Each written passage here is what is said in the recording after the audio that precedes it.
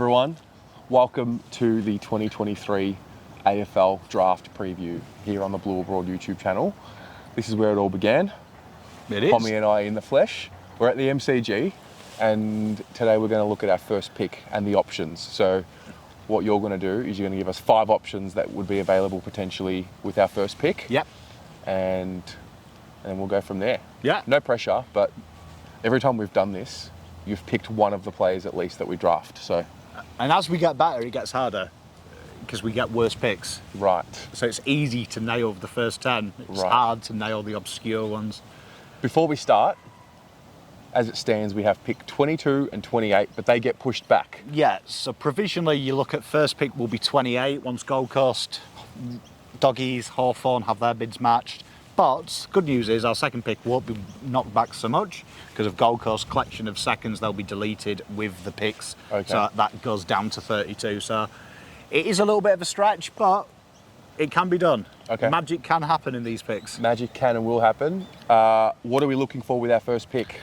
Well, it's a tough one. I think Carlton are just going to go into this one with a real basic need, no real need. I think they're probably going to look with their first pick at sliders. So there is a big talk of Dan Curtin. Will he go 3, 4, 5? If he goes past Hawthorn, he could be 8, 9, which will then affect the draft order down back. But also, there's a guy called Connor O'Sullivan who Hawthorn met with yesterday, which again will affect the back end of the draft because suddenly a lot of mid-forwards will be picks that no one thought they would be, which I suspect will change some strategies of teams like Adelaide particularly, who have been heavily into Connor O'Sullivan. They might then change tats and go, okay, we're going to either trade back or trade forward or change our strategy. So it's going to be a real interesting one. So there'll be a slider. There'll be a slider this year and it'll be who bites. So in that situation, do you think Dan Curtin will be picked with those early picks? For me, if I was North Melbourne, I think that they're the ones who dictate it. I don't think they have a need for Zane Dersma. I think they have a want. And when you pick, you don't pick the best player, you pick the best need. Yep.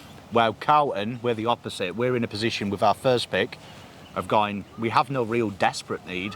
Let's take the best player, the best opportunity. And that's where I think Nick Austin will have his strategy, hoping someone slides. All right.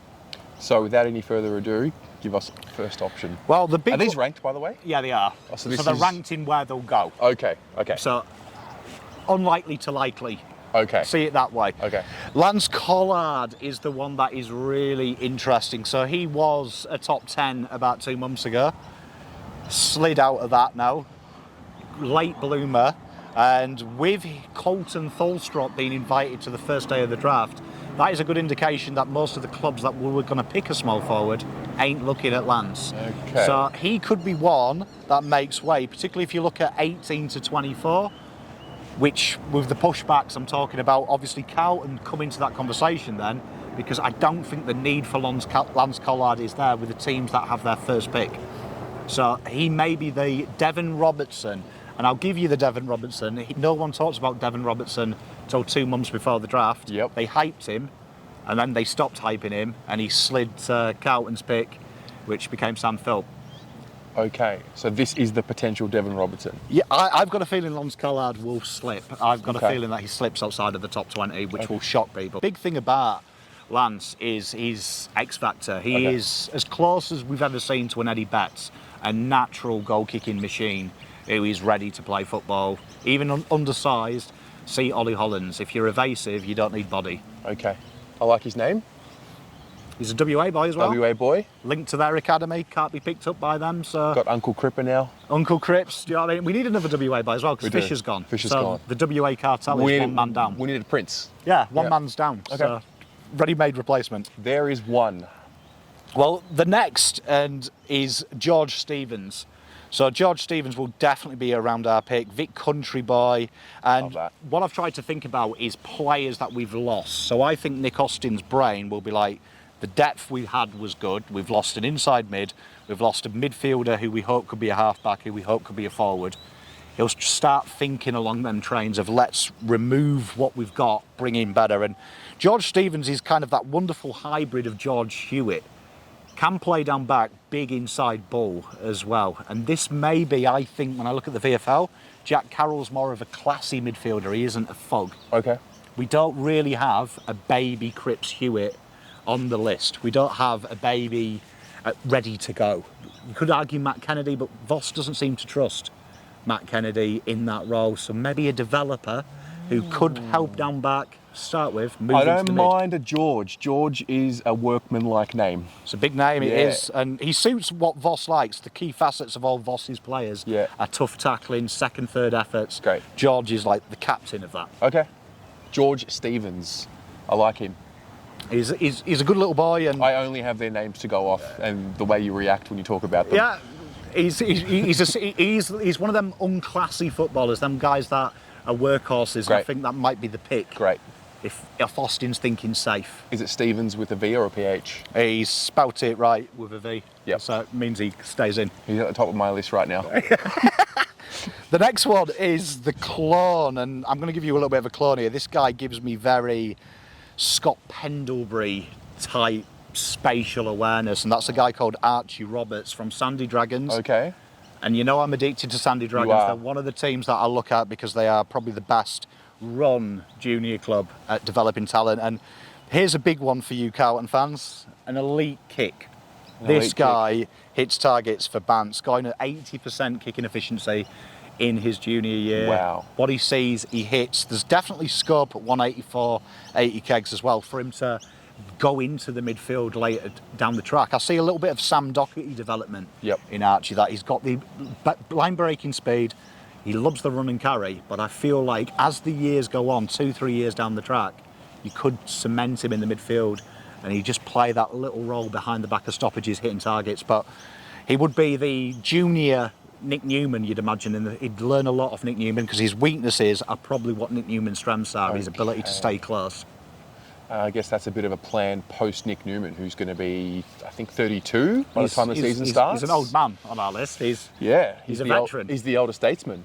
which is Archie weird. Roberts. Okay. Good name as well, Archie. Had a good year. He has a very good year, been very solid, particularly for Metro, and big standout as well. It's that modern day way of playing, like, you know, the Rory Laird type halfback who might not be strong at defence, but he kills you when the ball's in his hands. So that might be something Carlton look at. We've got good defenders. Yeah. It's probably the transition user we're looking for. Right. Does that impact? I mean, we picked up Lockie Cowan last year. Does that? Well, I'd say Lockie Cowan's a big boy, so Okay. he's probably looking at the Lockie Plowman replacement who can intercept and attack, which Lockie Plowman never was. He was the defender first, lockdown. Cowan can do both, he can attack. And I think Dream, Voss would love 6 guys who can intercept, defend, but also hurt you. And use the ball well by foot. And I feel like that's his aim, what he's trying to build. Archie Roberts. That's 3. Then 4, probably one of my favourite guys in this one This is the one. is Charlie Edwards. Okay. I love Charlie Edwards. Now, I'm looking, I think Dow never got the opportunity. Why didn't he get the opportunity? Because it's obviously, there is a point of difference needed in that midfield. Yeah. Charlie Edwards could be that man. And this guy here, Carlton fans would love him. Another high 70s kicking efficiency player. Okay. A guy that has line breaking speed. But the big thing about him as well is his ability to dance around traffic and bring players into the game. He loves to give and go, which is synonymous with Voss's game. Yep. He is a stoppage player, 191, 85 kegs, so his dimensions are ready. And the big thing for him is he's suffering from probably the exposure. He's probably better than he is. I look at Cam McKenzie as a player similar to him that was playing with great players, so that people forget about Charlie. I think Charlie, in his own right, is a better player than a 20 to 30 type player. Yeah, right.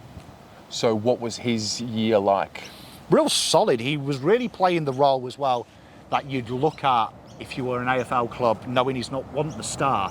So he averaged just under 20 touches. He was more of the third midfielder, the guy helping out while the bigger bodies did the work, which is basically the same role that he played for Carlton. Yep. And I think Jack Carroll needs the help. My big thing with the VFL, he needs AFL help. Right. Okay. To help develop.